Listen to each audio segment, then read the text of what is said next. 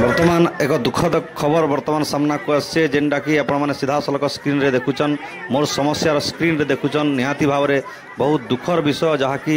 मुरीबाहाल block अंतर्गत तेंतुल टिकुटी गाँव में स्कूल रे मध्याह्न भोजन खाई छात्र छात्री असुस्थ होता बर्तमान खबर सामना को आसे निहाती भाव में यहाँ गोटे दुखद घटना टिटलागढ़ हस्पिटाल रे चिकित्सा करा जाउछे। सूचना अनुसार मध्याह्न भोजन रे किछि विषाक्त द्रव्य पड़ जाइतिबा हेतु से असुस्थ होता जहाँ बर्तमान खबर सामना को आसे टिटलागढ़ हस्पिटाल रे चिकित्सा करा जाउछे। बर्तमान बड़ खबर सामना को आसे एवं दुखद तेदिलपुटी हाई स्कूल ना एटा झिटिपिटी पड़ी जतला छुआ मन को खाना ने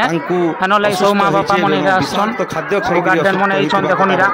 सामना भीड़ झिटिपिटी पड़ी जतला एटा टिटलागढ़ हस्पिटाल रे चिकित्सा करा जाउछे। बर्तमान एडो बड़ खबर शिक्षा विभाग प्रति शिक्षा विभाग अधिकारी बर्तमान घटनास्थल रे